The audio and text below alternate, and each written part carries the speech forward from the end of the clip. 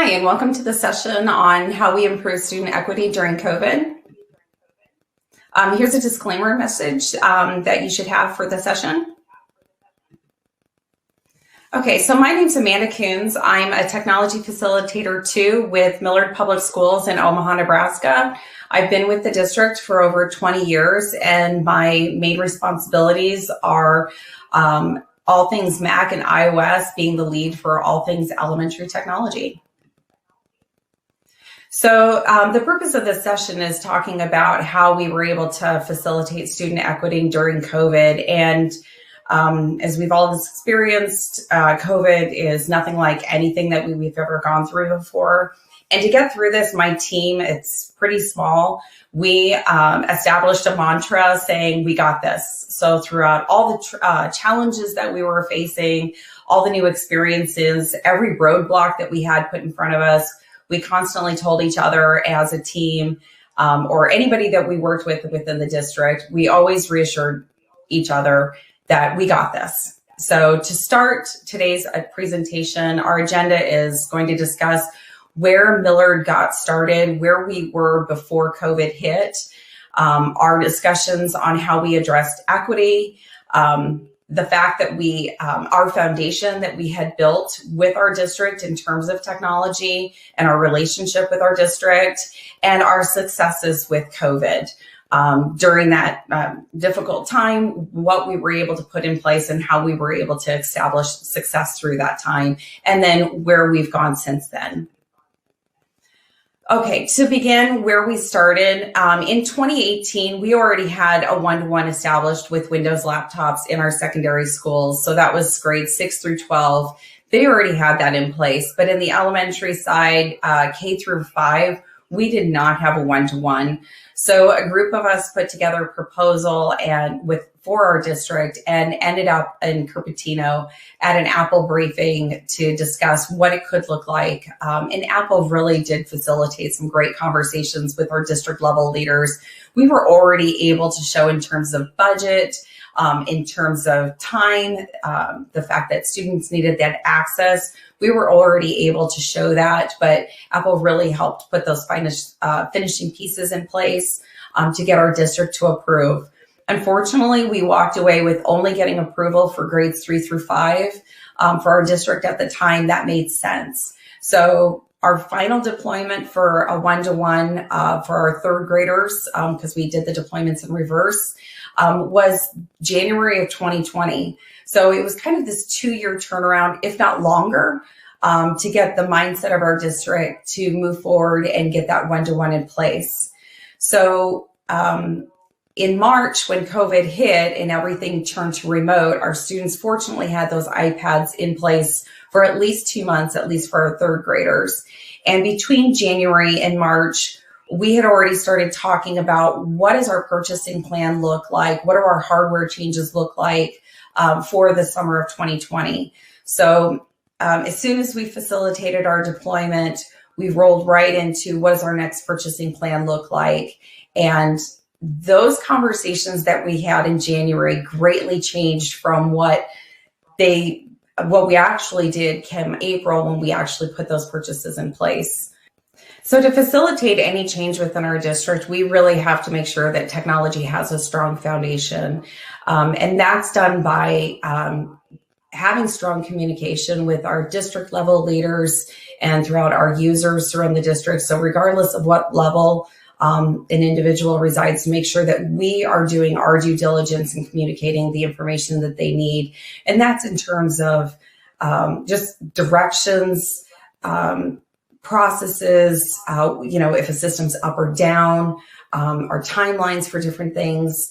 So having that fluid communication and really making sure that we're transparent in what we're doing really builds that level of trust with our users, our school board or superintendent, various district level leaders, making sure that they know where we stand and that we're there for them. And that's really facilitated through communication. The next thing that's important for us is having that follow through, making sure if we say that we're going to be committed to an initiative or to a project, that we're going to follow through and we're going to be there for them to support it at the beginning and throughout the whole process. Another thing that has set us up for success is to make sure that we have controlled spending, especially at the elementary level. We get so much budget, and making sure that we honor that budget that we receive, that we're looking for new and creative ways to kind of refine our spending, to make sure that we're doing our due diligence and making sure that we can achieve the goals that have been set out for us. And having that history of keeping our spending low really helped us during this COVID time. Another thing that's been successful for us is keeping our focus on not only the goals of the district, but also the needs of the user. And regardless of what that user is, a 6-year-old student, a parent, a teacher, maybe a para, keeping their needs in mind as we build out solutions and processes and procedures. And finally, another thing that has built a solid foundation for us in technology is having these efficient processes, being able to really quick pivot, turn, having lean processes in place and ones that are well documented has been vital to our success through this time.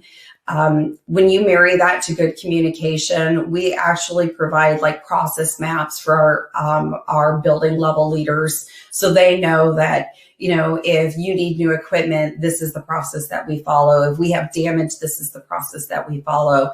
And being able to quick pivot on those processes, those individuals, they depend on us and they have confidence in us because we have those processes documented and we do rely on them. So when something as profound as COVID hits and we start making some aggressive change, they were confident that they could depend on us because they knew that we were going to be able to get the stuff out quickly, well communicated, in controlled spending, and we had the follow through to facilitate it.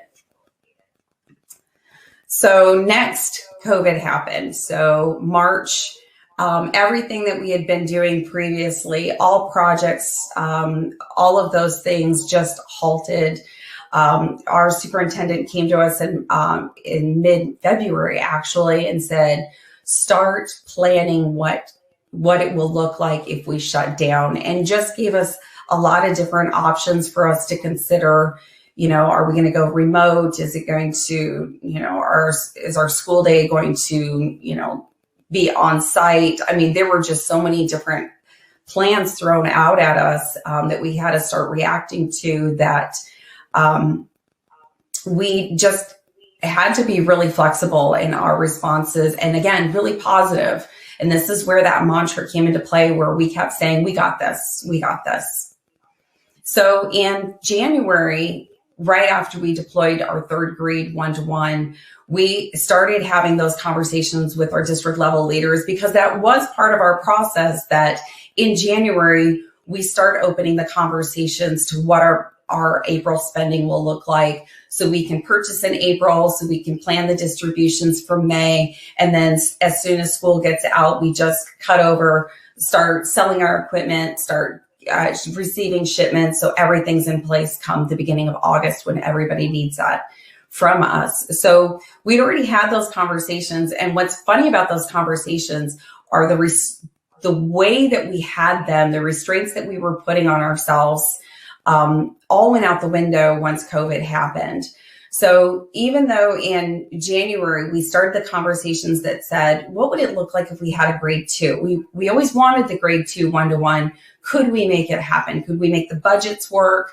What does it look like in terms of equity if we take the shared equipment that we had in grades K1, 2 already and peeled out a bunch of that equipment to be able to afford a grade 2 one-to-one? What would it look like in terms of equity for those K1 students? And it was funny because in January, we were talking about slicing and dicing up students, their enrollment numbers. So we could say, well, we have 2 students per iPad or 3 students per iPad. And even though we're a district that has 25 elementaries and they have varying levels of socioeconomic schools out there, we always make sure that we deploy what we would consider equitable in the schools. So we always came up with some calculation to layer technology so that students had the same experience regardless of what buildings they were at. But once COVID hit, we realized that our equity conversations that we were having in January were, really different than the equity conversations that we needed to have post-COVID once it happened in March. So there was definitely a dramatic change in conversation in how we placed equity, what it looked like in practice. So in March, we realized that when school was shutting down and we needed to enable people or students to go remotely, we needed to make sure that we set them up for the same level of success that they had when they were in in-class learning. And that meant we had to send home technology. And our students with the greatest need in K-1-2 are the students that didn't have technology and didn't have equipment. So how were we going to be able to fix that? Fortunately, when we talk about setting our students up for success, we leverage our district strategic plan. And fortunately, we have a great plan in place that says we'll expand the use of technology, we'll maximize personal learning, we'll have innovative practices for learning, which in technology, that meant innovation in everything that we do. We need to set students up to be college and career ready, and they need to have their 21st century skills in terms of collaboration, communication, and all those, having all those in place. So to be successful during COVID, we had already had our district strategic plan in place that told us that we needed to keep moving forward in technology to enable our students. We had already built our foundation with our district level leaders and our users within the district. We already had that in place. And then we had already started those conversations back in January about what it looked like to be equitable, looking at students in terms of, the numbers of enrollments and how many students can you get on iPads.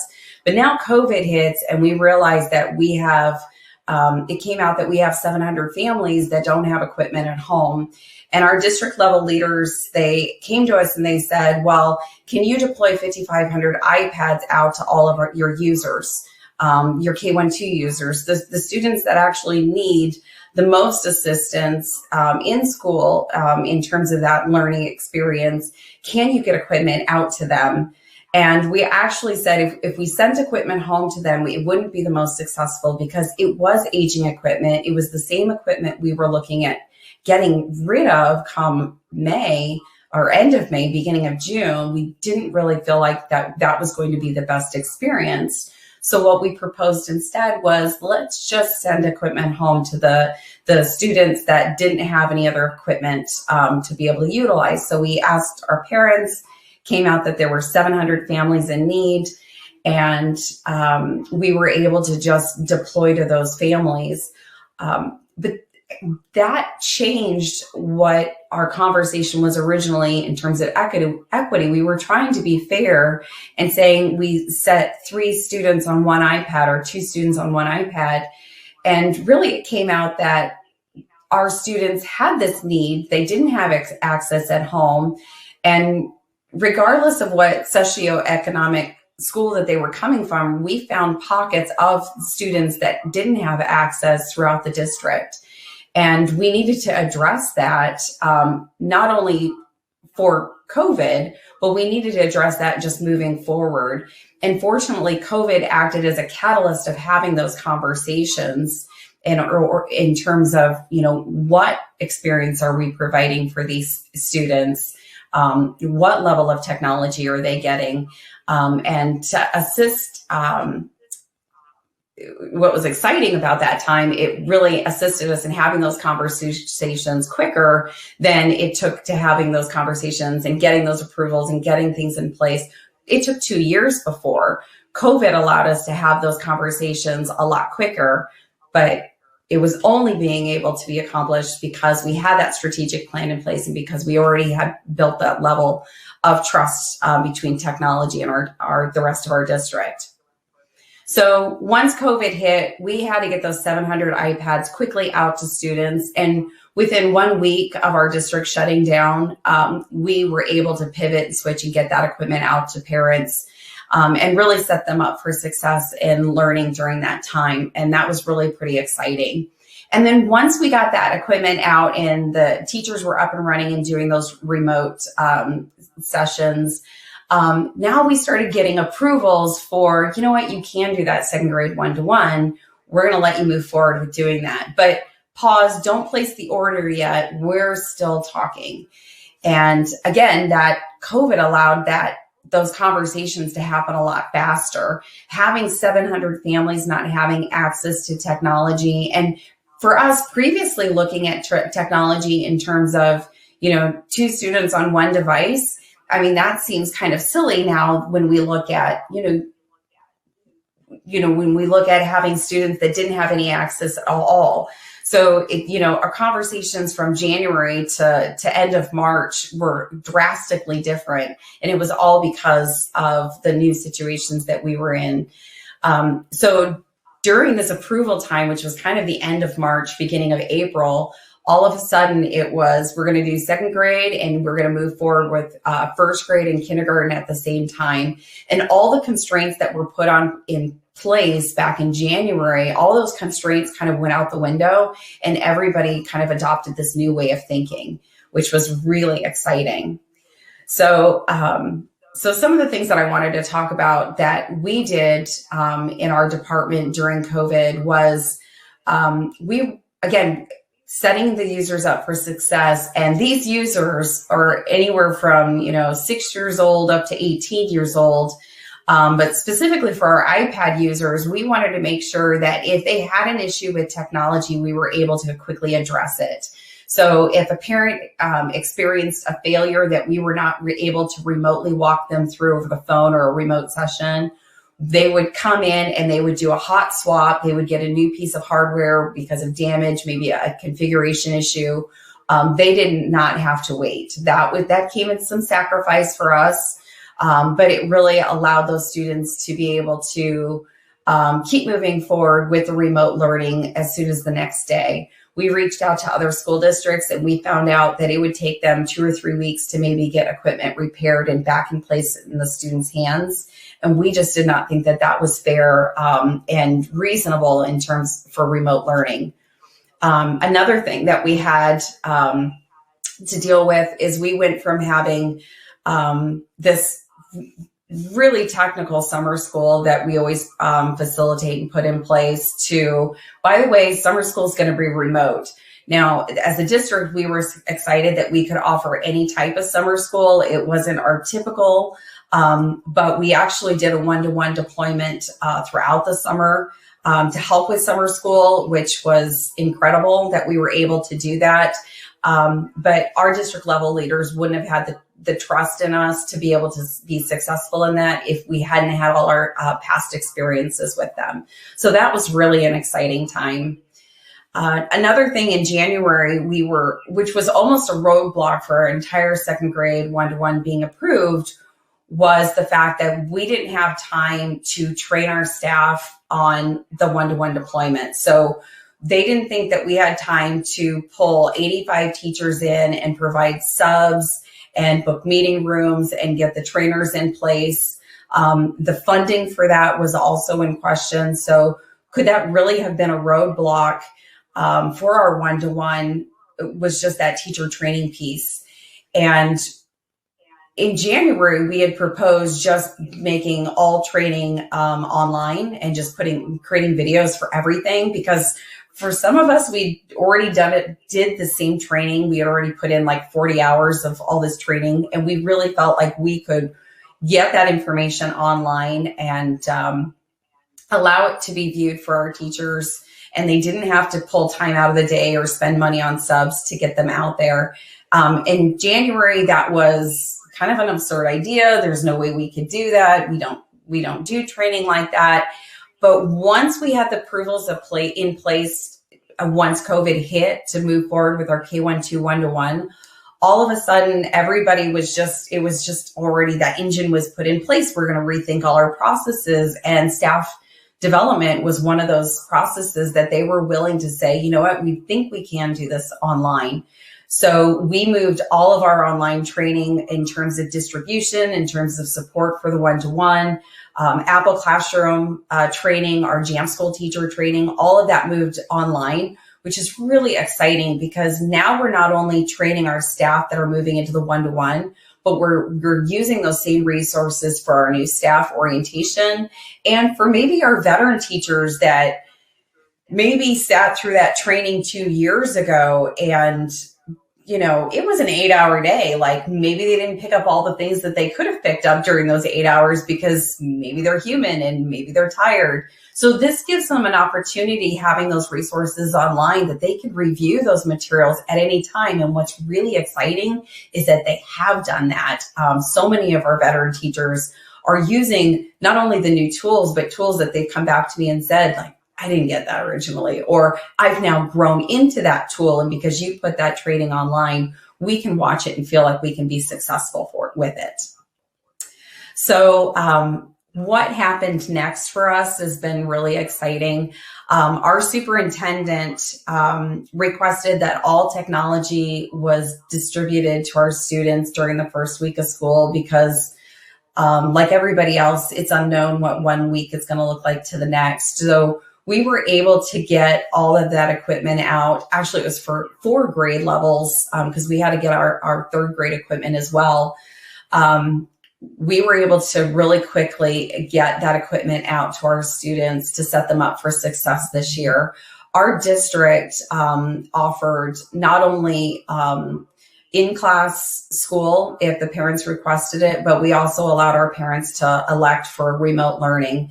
So because of those purchasing decisions that we put in place in April, it set us up for success come August. And one of those things that I forgot to mention was how we afforded the technology. One of the things is that we were able to do, we didn't send home all of that old equipment. And when we were sitting there in April trying to figure out what our purchasing plan was going to look like and how are we going to get all these shipments in, and if we're going to get any of these shipments in, one of the things that we realized is we had a fleet of old hardware sitting out in the buildings that we didn't feel like we could send home to parents because of the extra care and feeding that they required. But we already had this relationship in place with Diamond Assets that has acted as our reseller in the past, and I believe is a partner with Jamf. Diamond Assets was awesome about working with us through COVID. They allowed us, not only were we in need of getting rid of equipment that we had just sitting out in the schools where nobody was at, but they were in need of staying busy through COVID. They didn't have equipment coming in. They weren't getting things booked on the calendars. And so we really helped us each other out during that time where they came in, collected our hardware. It was totally safe and secure because no one was there. No one had been using the hardware. We didn't really worry about germs per se, even though we had all the safety procedures in place. So we were able to maximize our time frame because we knew we weren't going back to school in May. We were able to maximize our budget because we now got better resale values selling in April than we would have if we would have waited and sold it in June.